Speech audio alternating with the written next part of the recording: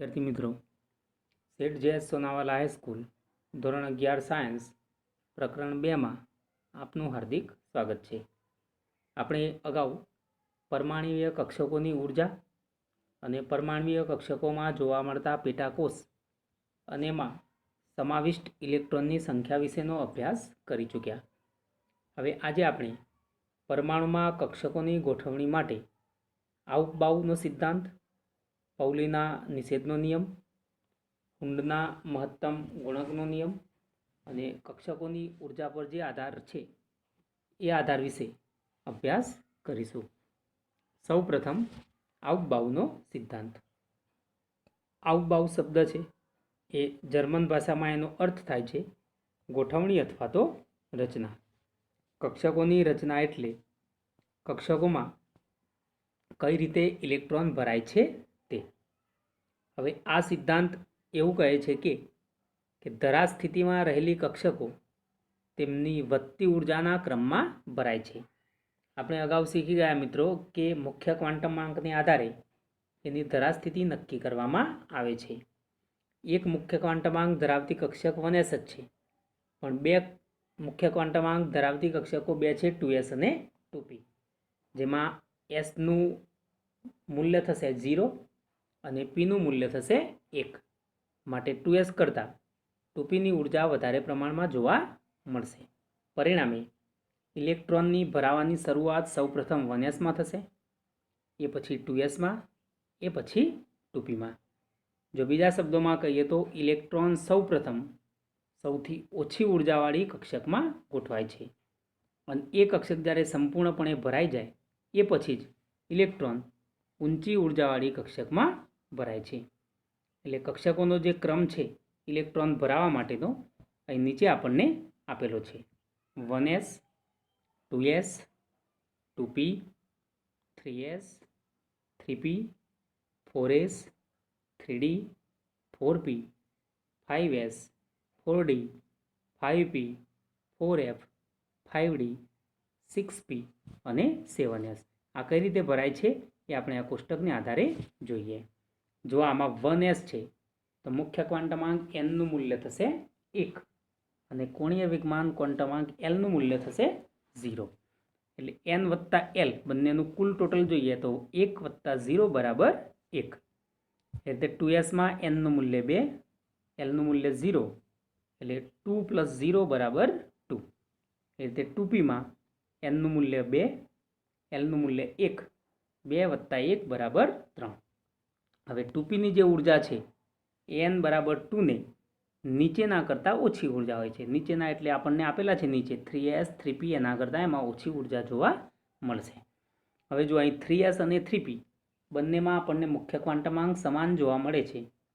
બંનેમાં મુખ્ય ક્વાન્ટમાંકનું મૂલ્ય છે 3, 3, પણ એકમાં lનું મૂલ્ય છે 0 3sમાં, જ્યારે 3pમાં lનું મૂલ્ય છે 1। એટલે સરવાળો કરીએ તો 3s માટે 3 વત્તા 0 બરાબર 3, જ્યારે 3p બરાબર 3 વત્તા 1 બરાબર 4 થશે। એટલે 3s કરતાં 3pની ઉર્જાનું મૂલ્ય હંમેશા નીચું હશે। હવે 3pને પણ નીચે આપેલી જે કક્ષકો છે 4s, 3d અને 4p એના કરતાં મૂલ્ય નીચું જોવા મળશે। હવે 4sમાં જોઈએ, 4sમાં 4, nનું મૂલ્ય 4, lનું મૂલ્ય 0, 4 વત્તા 0 બરાબર 4। હવે નીચેની બે કક્ષકો છે 3d અને 4p, એ બંનેમાં જો nનું મૂલ્ય 3, lનું મૂલ્ય 2, એટલે 3 વત્તા 2 બરાબર 5, અને 4pમાં nનું મૂલ્ય 4 અને lનું મૂલ્ય 1, 4 વત્તા 1 બરાબર 5। હવે જુઓ મિત્રો, બંનેમાં n વત્તા lનું મૂલ્ય કેવું છે? સમાન, 5, 5। તો પછી બંનેમાંથી કોને આગળ લઈશું? કોની ઓછી ઉર્જા બતાવીશું? તો જેના મુખ્ય ક્વાન્ટમાંકનું મૂલ્ય ઓછું હોય એને। 3dમાં મુખ્ય ક્વાન્ટમાંક કેટલો છે?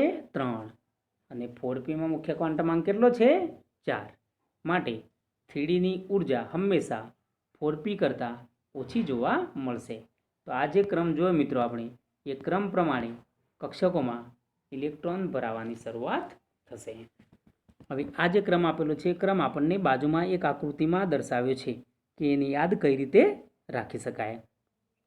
તો આપણે સૌપ્રથમ એ આકૃતિ જોઈએ, જ્યાં ઉપરથી દર્શાવેલા તીરની દિશાની જે છે ડાબી તરફ, એ ડાબી તરફથી ક્રમ આગળ જતા જવાનું, જમણી બાજુ ઉપરથી એન્ટર થવાનું અને ડાબી બાજુ નીચે તળિયા તરફ જવાનું છે. જો આમ આપેલું છે, ઉપરની તરફથી એન્ટ્રી લેવાની 1S. એન્ટ્રી હંમેશા ક્યાંથી લેવાની છે? ઉપરની તરફ જ. નીચેની તરફથી બહાર આવીને ફરી પાછા ક્યાં જવાનું છે? ઉપરની તરફ જ. જો આ 1Sમાં ઉપરની તરફથી એન્ટ્રી લીધી, નીચે આવ્યા, ફરી પાછા આમ ફરતા ફરતા ફરતા ક્યાં જવાનું છે? ઉપરની બાજુ. અને ક્યાં એન્ટ્રી લઈશું? 2Sમાં. ફરી પાછા આમ ફરતા ફરતા ફરતા ઉપર જવાનું, ફરી એન્ટ્રી ક્યાં આવશે? 2Pમાં. 2Pમાંથી આગળ વધીને 3Sમાં. 3Sમાંથી બહાર નીકળ્યા, ફરી પાછા ઉપર ગયા અને ફરી ઉપર જઈને એન્ટ્રી પાછી ક્યાં આવશે? 3Pમાં. 3Pમાંથી આગળ વધીને 4Sમાં. 4Sમાંથી બહાર નીકળ્યા એટલે પાછા ફરતા ફરતા ફરતા ઉપર ગયા, ઉપર જઈને પાછી એન્ટ્રી 3Dમાં. 3Dમાંથી 4Pમાં. 4Pમાંથી 5Sમાં. એટલે 5Sમાંથી આમ ફરતા ફરતા ફરતા ફરતા આગળ ગયા ઉપરની બાજુ, ફરી 4D, 5P, 6S. ફરી પાછા ત્યાંથી ઉપર ગયા 4F, 5D, 6P, 7S. ફરી પાછા ત્યાંથી ઉપર ગયા 5F, 6D અને 7P. તો મિત્રો આ રીતે આપણે આગળ વધવાનું રહેશે. હવે પોલીનો નિષેધનો નિયમ. જુદી જુદી કક્ષકોમાં ભરાતા ઇલેક્ટ્રોનની સંખ્યા નિષેધના નિયમથી પ્રતિબંધિત થાય છે. તો આ નિયમ કોને આપ્યો હતો? ઓસ્ટ્રિયન વૈજ્ઞાનિક વુલ્ફગેંગ પૌલીએ. તો આ નિયમ શું કહે છે કે કોઈપણ પરમાણુમાં કોઈપણ 2 ઇલેક્ટ્રોનના ચારેય ક્વોન્ટમાંકનો સેટ એક સરખો હોઈ શકે નહીં. અને મિત્રો આપણે અગાઉ જોઈ ગયા હતા કે 3 ક્વોન્ટમાંક સરખા હોઈ શકે. કયા? N, L અને ML. એટલે કે મુખ્ય ક્વોન્ટમાંક, કોણીય વેગમાન ક્વોન્ટમાંક અને ચુંબકીય ક્વોન્ટમાંક. એ 3ના મૂલ્ય સરખા હોઈ શકે. માની લો કે ઉદાહરણ તરીકે કોઈ px કક્ષકમાં 2 ઇલેક્ટ્રોન છે અથવા તો 1s કક્ષકમાં 2 ઇલેક્ટ્રોન છે. તો બંનેમાંથી એક ઇલેક્ટ્રોનનું ભ્રમણ ઘડિયાળના કાંટાની દિશામાં હશે, જ્યારે બીજા ઇલેક્ટ્રોનનું ભ્રમણ ઘડિયાળના કાંટાની વિરુદ્ધ દિશામાં જોવા મળશે. એટલે કે એક ઇલેક્ટ્રોન માટે N, L અને MLના જે મૂલ્યો છે એ જ મૂલ્યો આપણને બીજા ઇલેક્ટ્રોન માટે પણ મળશે. એટલે કે બંને ઇલેક્ટ્રોન માટે N, L અને MLના મૂલ્યો કેવા હશે? સરખા જ હશે. પણ જે ઘડિયાળના કાંટાની દિશામાં છે જેનું ભ્રમણ, એમાં Sનું મૂલ્ય, સ્પિન ક્વોન્ટમાંકનું મૂલ્ય +1/2 હશે, જ્યારે જે વિરુદ્ધ દિશામાં હશે એનું મૂલ્ય એટલું જ પણ -1/2 જોવા મળશે. આમ પોલીનો નિષેધનો નિયમ એવું કહે છે કે એક જ કક્ષકમાં માત્ર 2 જ ઇલેક્ટ્રોન સમાઈ શકે અને બંને ઇલેક્ટ્રોન માટેનું ભ્રમણ એકબીજાથી વિરુદ્ધ દિશામાં હોવું જોઈએ. એટલે કે કક્ષકમાં ઇલેક્ટ્રોનની સંખ્યાનો પૌલીના સિદ્ધાંત આપણને પેટાકોષમાં રહી શકે તેટલા ઇલેક્ટ્રોનની ધારિતાની ગણતરીમાં મદદ કરે છે. એટલે કોઈ એક કક્ષક છે એમાં વધુમાં વધુ એ પેટાકોષની અંદર આપણને 2 જ ઇલેક્ટ્રોન જોવા મળશે. જેમ કે 1Sમાં 2, 2Sમાં 2. હવે Pની 3 પેટાકક્ષકો છે, તો 2PXમાં 2, 2PYમાં 2, 2PZમાં 2. હવે આપણે ઉદાહરણ લઈએ કે 1S કક્ષા છે જે એક જ કક્ષકની બનેલી છે. તો 1Sના પેટાકોષમાં વધુમાં વધુ રહી શકતા ઇલેક્ટ્રોનની સંખ્યા કેટલી થશે? 2. કોઈ એક કક્ષક અથવા તો પેટાકક્ષકની અંદર વધુમાં વધુ 2 જ ઇલેક્ટ્રોન રહી શકે. P અને D પેટાકોષ છે, તો Pની કક્ષક કેટલી? 3 અને Dની કક્ષક કેટલી? 5. તો Pમાં ઇલેક્ટ્રોનની મહત્તમ સંખ્યા કેટલી હશે? 6 અને Dમાં મહત્તમ ઇલેક્ટ્રોનની સંખ્યા જોવા મળશે 10. તો આનો સમન્વય કરીએ તો મુખ્ય ક્વોન્ટમાંક N ધરાવતા કોષમાં રહી શકે તે ઇલેક્ટ્રોનની મહત્તમ સંખ્યા થશે 2n². હવે જુઓ, n બરાબર આપણે 1 મૂકીએ તો 1નો વર્ગ બરાબર 1 ગુણ્યા 2 બરાબર 2. n બરાબર 2 મૂકો તો 2નો વર્ગ કેટલો થાય? 4. 4 ગુણ્યા 2 બરાબર 8. એટલે મુખ્ય ક્વોન્ટમાંક 2 ધરાવતી કક્ષકો કેટલી છે? 2. એક 2s અને બીજી 2p. તો 2 ઇલેક્ટ્રોન રહેશે 2sમાં અને 6 ઇલેક્ટ્રોન રહેશે 2pમાં. એમ 2n² બરાબર જે આપણને 8 જવાબ મળ્યો હતો એ 8 ઇલેક્ટ્રોન 2sમાં 2 અને 2pમાં 6 એમ 8 ઇલેક્ટ્રોન જોવા મળશે. હવે ત્રીજો નિયમ છે હુન્ડનો મહત્તમ ભ્રમણનો નિયમ. હવે આ નિયમ પ્રમાણે જોઈએ તો સમાન પેટાકોષમાં, એટલે કે સમાન પેટાકોષ કોને કહેવાય? તો એવી કક્ષકો જેમની ઉર્જા સરખી જોવા મળતી હોય, એટલે કે સમશક્તિક કક્ષકો હોય, એને સમાન પેટાકોષ કહેવાય. એમાં ભરાતા ઇલેક્ટ્રોન સાથે સંકળાયેલ છે. તો સમાન પેટાકોષ એટલે કે પી, ડી અથવા એફની કક્ષકોમાં ઇલેક્ટ્રોનનું યુગ્મન જ્યાં સુધી દરેક પેટાકોષમાં એક એક ઇલેક્ટ્રોન ગોઠવાતા નથી ત્યાં સુધી થતું નથી. એટલે આપણે ઉદાહરણ દ્વારા એને સમજીએ. એને શું કહ્યું કે ક્યાં સુધી યુગ્મન જોવા નહીં મળે? તો દરેક પેટાકોષમાં જ્યાં સુધી એક એક ઇલેક્ટ્રોન નહીં ભરાય ત્યાં સુધી યુગ્મન જોવા મળતું નથી. એટલે આપણે પીની 3 પેટાકોષ લઈ લઈએ, પીએક્સ, પીવાય અને પીઝેડ. તો પહેલાં એક ઇલેક્ટ્રોન હશે તો ક્યાં આવશે? પીએક્સમાં. પછી બીજો ઇલેક્ટ્રોન આવશે તો ક્યાં જશે? પીવાયમાં. ત્રીજો ઇલેક્ટ્રોન આવશે તો ક્યાં જશે? પીઝેડમાં. હવે ચોથો ઇલેક્ટ્રોન આવશે તો હવે યુગ્મન એટલે એક જ પેટાકોષની અંદર 2 ઇલેક્ટ્રોન યુગ્મન થવાની શરૂઆત થશે. એટલે કે પીએક્સમાં 1 ઇલેક્ટ્રોન, પીવાયમાં 1 ઇલેક્ટ્રોન, પીઝેડમાં 1 ઇલેક્ટ્રોન, 3 ઇલેક્ટ્રોન ભરાયા. ચોથો ઇલેક્ટ્રોન હવે આવશે તો પીએક્સમાં શું થશે? યુગ્મન. એટલે ચોથો ઇલેક્ટ્રોન ક્યાં જશે? પીએક્સમાં. એટલે હવે પીએક્સમાં 2 ઇલેક્ટ્રોન, પીવાયમાં 1 અને પીઝેડમાં 1. પાંચમો ઇલેક્ટ્રોન આવશે તો પીવાયમાં યુગ્મન થશે. છઠ્ઠો ઇલેક્ટ્રોન આવશે તો પીઝેડમાં યુગ્મન થશે. હવે પી કક્ષકની વધુમાં વધુ 6 ઇલેક્ટ્રોન સમાવવાની સક્ષમતા છે. એટલે જુઓ, પીમાં વધુમાં વધુ કેટલા ઇલેક્ટ્રોન રહી શકે? 6. તો 6 ઇલેક્ટ્રોન હોય તો એને પૂર્ણ ભરાયેલી અવસ્થા, અને 6ના અડધા કેટલા થાય મિત્રો? 3. એટલે કે 3 ઇલેક્ટ્રોન હોય તો એને અર્ધપૂર્ણ ભરાયેલી અવસ્થા તરીકે લઈશું. આમ 3p, 5d અને 7f કક્ષકો હોવાને લીધે pd અને f કક્ષકોમાં ઇલેક્ટ્રોનનું યુગ્મન ક્યારે બને? તો 4 ઇલેક્ટ્રોન હોય ત્યારે પીમાં યુગ્મન જોવા મળશે, 6 ઇલેક્ટ્રોન હોય ત્યારે ડીમાં યુગ્મન જોવા મળશે, અને 8 ઇલેક્ટ્રોન હોય ત્યારે આપણને એફ કક્ષકમાં યુગ્મન જોવા મળશે. હવે અર્ધ ભરાયેલ અને પૂર્ણ ભરાયેલી સમશક્તિક કક્ષકોની વિશેષ સ્થાયીતા તેમની સમમિતિ પ્રમાણે પ્રાપ્ત કરે છે. મેં હાલ કહ્યું કે અર્ધપૂર્ણ ભરાયેલી અને પૂર્ણ ભરાયેલી અવસ્થા છે એ સૌથી વધારે સ્થાયી અવસ્થાઓ છે.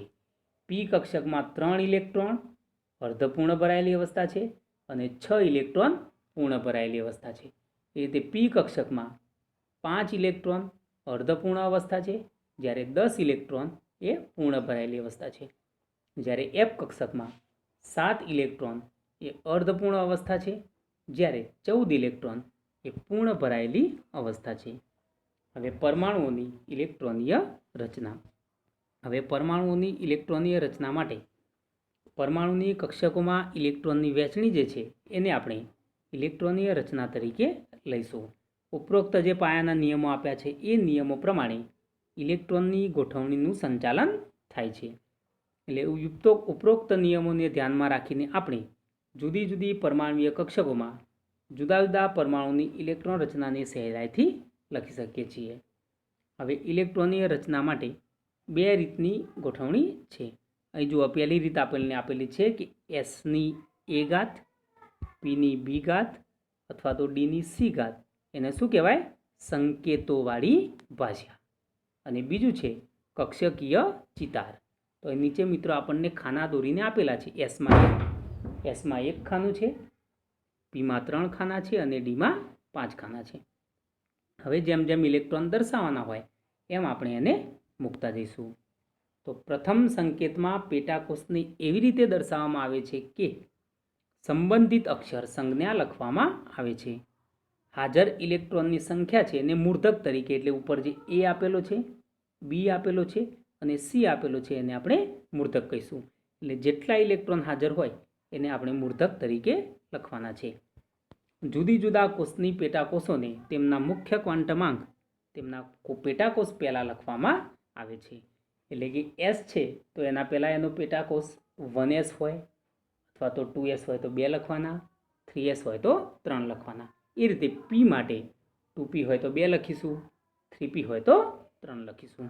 એ રીતે પેટાકોષમાં આપણે લખી અને એને બોક્સ દ્વારા દર્શાવવાના રહે છે। જો મિત્રો આપણને અહીં દર્શાવીને આપેલું છે। હવે ઇલેક્ટ્રોનને તીર વડે, એટલે ઉપરની તરફ તીર હોય તો ધન ભ્રમણ અને નીચેની તરફ તીર હોય તો ઋણ ભ્રમણની રીતે દર્શાવવાનું છે। એટલે આ સંકેતનો મતલબ શું દર્શાવે છે કે બંનેને અલગ અલગ 4 ક્વોન્ટમાંક છે, પણ 4 ક્વોન્ટમાંકમાંથી 3 ક્વોન્ટમાંક સમાન હોય, પણ આ તીરની ઉલટી ને સીધી નિશાની એના ચોથા ક્વોન્ટમાંકને એકબીજાથી અલગ પાડે છે। હવે જુઓ, હાઇડ્રોજન પરમાણુને કેટલા ઇલેક્ટ્રોન છે? ફક્ત 1 જ, કારણ કે એનો પરમાણુય ક્રમાંક છે 1। તો સૌથી ઓછી ઉર્જાવાળી કક્ષક કઈ છે આપણી? 1s। તો ઇલેક્ટ્રોનની રચના લખીએ તો શું થાય? 1s1। જ્યાં 1 ઉપર જે મૂકેલો છે એસની ઉપરની તરફ ઘાતાંક તરીકે, એને આપણે કહીશું મૂર્ધક। જ્યારે હિલિયમ છે તો હિલિયમમાં કેટલા ઇલેક્ટ્રોન જોવા મળશે? 2।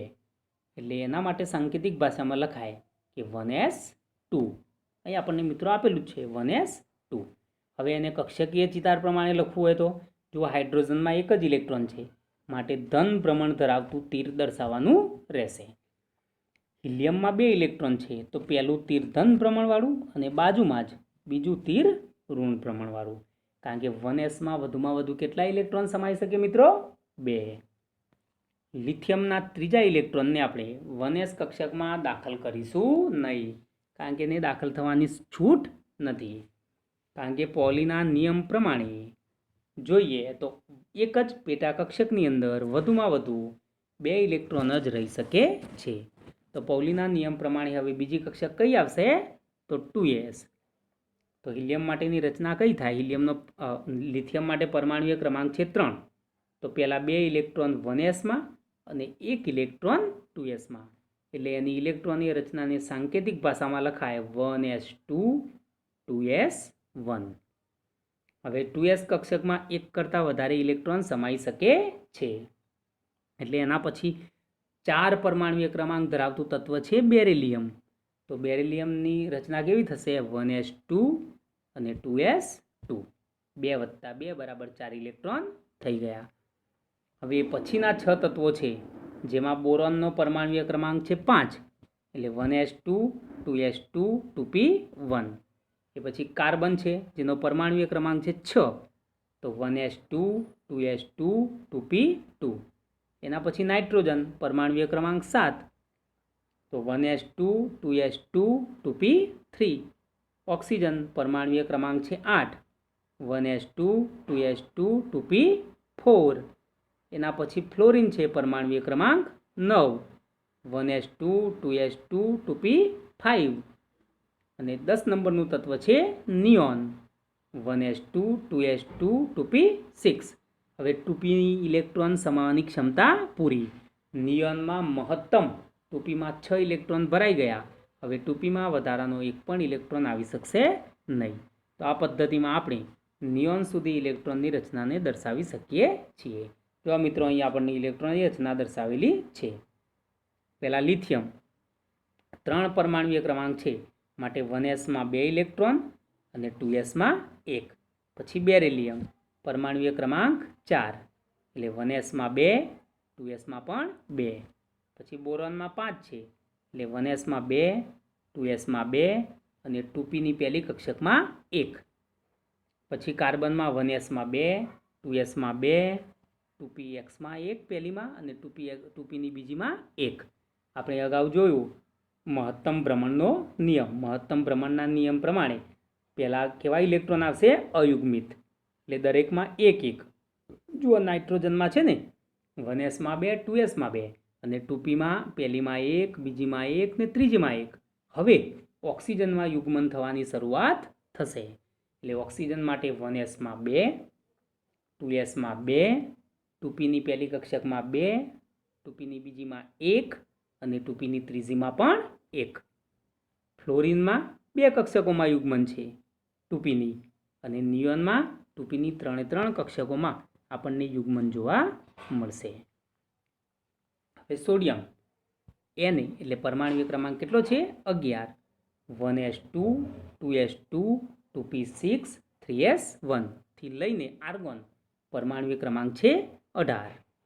1s2 2s2 2p6 3s2 3p6 આટલા ઇલેક્ટ્રોન સુધીની રચના આપણને લિથિયમથી લિયોનમાં જેવી જોવા મળી હતી એ જ પેટર્ન પ્રમાણે જોવા મળશે. ફક્ત તફાવત શું છે? તો શરૂઆતમાં લિથિયમથી નિયોન સુધીમાં જે ઇલેક્ટ્રોન 2s અને 2pમાં ભરાયા હતા એની જગ્યાએ અહીં ઇલેક્ટ્રોન સોડિયમથી લઈને આર્ગોન સુધીમાં 3s અને 3pમાં ભરાશે. હવે આ પદ્ધતિને આપણે ટૂંકમાં લખવી હોય તો પણ લખી શકાય. નિયોનમાં કેટલા ઇલેક્ટ્રોન રહેલા છે? 10. તો સોડિયમની રચના લખવી હોય તો આપણે લખી શકીએ. જો મિત્રો અહીં સોડિયમની રચના આપણને આપેલી છે Na એટલે સોડિયમ, કૌંસ કરીને લખેલું છે એની બરાબર કેટલા ઇલેક્ટ્રોન? 10. 3s1 થી લઈ અને આર્ગોન Ar કૌંસમાં Ne 3s2 3p6 એ પ્રમાણે પણ આપણે લખી શકીએ છીએ. હવે સંપૂર્ણ ભરાયેલ જે કોષ છે એને ઇલેક્ટ્રોન કોર તરીકે ઓળખવામાં આવે છે અને મુખ્ય ક્વોન્ટમાંક ધરાવતા કોષમાં ઇલેક્ટ્રોન ઉમેરાય છે તેને સંયોજકતા ઇલેક્ટ્રોન કહે છે. એ સૌથી છેલ્લું જે ઇલેક્ટ્રોન જે જગ્યાએ ભરાય છે એને આપણે સંયોજકતા ઇલેક્ટ્રોન તરીકે લઈ શકીએ. ઉદાહરણ તરીકે લઈએ તો એની શું છે? એ ઇલેક્ટ્રોન કોર છે અને Na થી Ar સુધીના જે ઇલેક્ટ્રોન વધારાના ઉમેરાયા એટલે કે Naમાં 3s1માં 1 આવ્યો, જ્યારે Arમાં 3sમાં 2 અને 3pમાં 6 આવ્યા તો એને આપણે સંયોજકતા ઇલેક્ટ્રોન તરીકે લઈ શકીએ. એ રીતે હવે પોટેશિયમ K થી લઈ અને કેલ્શિયમ Ca એમાં 4s કક્ષક અને 3d કક્ષક એ બંનેમાં ઇલેક્ટ્રોન ભરાશે. હવે 4s કક્ષક કરતાં 3 કક્ષકમાં ઉર્જા નીચી હોવાથી અનુક્રમે 1 અને 2 ઇલેક્ટ્રોન ધરાવે છે. જ્યારે Sc થી શરૂ કરીને એક નવી જ ભાત અનુસરવામાં આવે છે. Sc એટલે સ્કેન્ડિયમ. 3d કક્ષકોની ઉર્જા છે 4p કક્ષકો કરતાં કેવી હોય છે? ઓછી. તેથી સૌપ્રથમ કઈ કક્ષકો ભરાશે? 3d. એટલે એના પછીના 10 તત્વો છે scandium, titanium, vanadium, chromium, manganese, iron, cobalt, nickel, copper અને ઝિંક. એને યાદ રાખવા માટે એક સૂત્ર છે સ્કેટી વે ક્રોમે આ કોની કોઝી.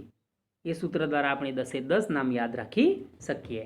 એમાં 3d કક્ષકો હવે પહેલાં શરૂઆતમાં ભરાશે અને 3d કક્ષકો જ્યારે ભરાઈ જાય એ પછી જ ઇલેક્ટ્રોન 4p કક્ષકમાં જશે. હવે ક્રોમિયમ અને કોપરને અનુક્રમે 4 અને 9ને બદલે 5 અને 10 ઇલેક્ટ્રોન 3d કક્ષકમાં હોય છે. હવે એવું કેમ છે? તો આપણે અગાઉ જોઈ ગયા કે અર્ધપૂર્ણ ભરાયેલી અને પૂર્ણ ભરાયેલી જે કક્ષકો છે એની સ્થાયીતા હંમેશા કેવી હોય છે? વધારે. એટલે p3 p6 d5 d10 f7 અને f14 મેં આ અગાઉ ચર્ચા તમને કરી. એ અર્ધપૂર્ણ ભરાયેલી અથવા તો પૂર્ણ ભરાયેલી કક્ષકો છે માટે એની સ્થિરતા વધારે જોવા મળશે. એટલે ક્રોમિયમમાં આપણને રચના જોવા મળશે D5 પ્રકારની, જ્યારે કોપરમાં રચના જોવા મળશે D10 પ્રકારની. એટલે આ આપણા માટે અપવાદ છે. 3D કક્ષકો સંતૃપ્ત થયા પછી 4p કક્ષકો ભરાય છે જે ગેલિયમ Ga થી શરૂ કરીને ક્રિપ્ટોન Kr સુધીમાં પૂર્ણ થાય છે. એ પછીના 18 તત્વો છે રૂબિડિયમ Rb થી લઈ અને ઝેનોન Xcમાં ઇલેક્ટ્રોન ભરાવાની વાત છે, જ્યાં 5s પછી 4d અને પછી 5p કક્ષકો જે 4s 3d અને 4pની જેમ જ ભરાશે. એટલે અગાઉ સ્કેન્ડિયમમાં જે ઇલેક્ટ્રોન 4sમાં ગયો હતો એ અહીં પાછળના જે 18 તત્વો છે રૂબિડિયમથી ઝેનોનમાં 5sમાં જશે. પહેલામાં 3dમાં જે ઇલેક્ટ્રોન ભરાયા એ અહીં 4dમાં ભરાશે અને અગાઉ જે 4pમાં ભરાયા એ અહીં આપણને 5pમાં ભરાશે. એ પછી એના કરતાં પણ વધુ ઉર્જા ધરાવતી કક્ષક છે 6s, જે સિઝિયમથી લઈ અને બેરિયમ સુધીમાં 1 અને 2 ઇલેક્ટ્રોન અનુક્રમે 6s કક્ષકમાં ભરાશે. અને ત્યાર પછી લેન્થેનમથી લઈ અને મર્ક્યુરીમાં ઇલેક્ટ્રોન ભરાવાનું 4f અને 5d કક્ષકોમાં થાય છે. અને એના પછીના જે પરમાણુય ક્રમાંકો આવશે એટલે કે નવા તત્વો આવશે એમાં ઇલેક્ટ્રોન 6p અને 7sમાં ભરાય છે, જ્યારે છેલ્લે ઇલેક્ટ્રોન 5f અને 6d કક્ષકોમાં ભરાય છે. યુરેનિયમ પછીના તત્વો ટૂંકા આયુષ્યવાળા છે અને બધા જ કૃત્રિમ રીતે બનાવવામાં આવે છે. એટલે જાણીતા તત્વોની ઇલેક્ટ્રોનની રચના આપણે સ્પેક્ટ્રોસ્કોપિક પદ્ધતિથી નક્કી કરી શકીએ છીએ. હવે ઇલેક્ટ્રોનની રચનાનો ઉપયોગ શું છે એ વિદ્યાર્થી મિત્રો આપણે સમજી ગયા છું. રસાયણ વિજ્ઞાનનો આધુનિક અભિગમ છે એ સંપૂર્ણપણે ઇલેક્ટ્રોનીય રચના પર આધાર રાખે છે અને ઇલેક્ટ્રોનીય રચનાને આધારે જ આપણે નક્કી કરી શકીએ કે કોઈ પણ બે તત્વો છે એ બે તત્વો એકબીજા સાથે જોડાઈને એમાંથી સંયોજન બનાવે છે, કયા તત્વો ધાતુ તત્વો છે અને કયા તત્વો અધાતુ તત્વો છે એ પણ આપણે એનાથી જાણી શકીએ. હિલિયમ અને આર્ગોન જેવા તત્વો નિષ્ક્રિય કેમ છે પરંતુ હેલોજન જેવા તત્વો સક્રિય કેમ છે એનો જવાબ પણ આપણને ઇલેક્ટ્રોનીય રચના પરથી મળી શકે છે. હવે મિત્રો છેલ્લો ટોપિક છે પૂર્ણ ભરાયેલ અને અર્ધપૂર્ણ ભરાયેલ પેટાકોષોની સ્થાયીતા. તો પરમાણુની જે ધરાવસ્થા છે, ધરાવસ્થાની ઇલેક્ટ્રોનીય રચના હંમેશા સૌથી ઓછી ઉર્જા સાથે સુસંગત હોય છે અને એટલા માટે એ કક્ષકમાં રહેલા ઇલેક્ટ્રોન છે એ ઇલેક્ટ્રોન સૌથી સ્થિર અવસ્થા ધરાવે છે. હવે આપણે ઉપર પાયાના નિયમો જોયા, આઉટબાઉ અને હુન્ડ અને પોલીનો જે નિયમ જોયો એ નિયમ ઉપરાંત આપણને અપવાદ રૂપે અહીં બે તત્વો જોવા મળે છે. એક છે કોપર અને બીજું છે ક્રોમિયમ.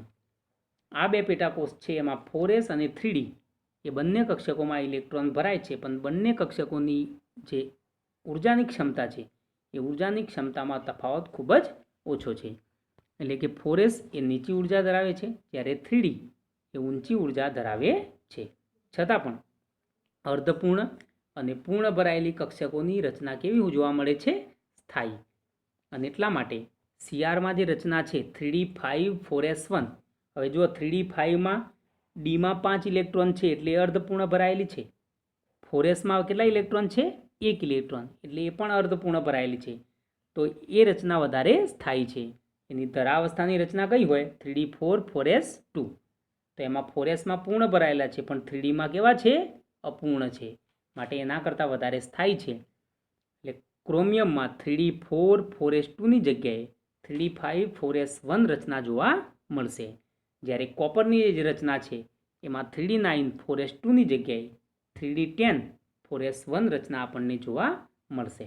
તો આ બે રચનાઓ જે છે એ રચનાઓ અર્ધપૂર્ણ અને પૂર્ણ ભરાયેલી કક્ષકોની સ્થાયીતા પર આધારિત છે અને એટલા માટે એ ઉપરોક્ત નિયમોથી વિપરીત અપવાદરૂપ બે ઇલેક્ટ્રોનની રચનાઓ આપણને જોવા મળશે. તો આ સાથે વિદ્યાર્થી મિત્રો આપણો આ પાઠ નંબર 2 પૂર્ણ જાહેર કરીએ છીએ. હવે આના પછીનો પાઠ આપણે આવતા લેક્ચરમાં જોઈશું. Thank you.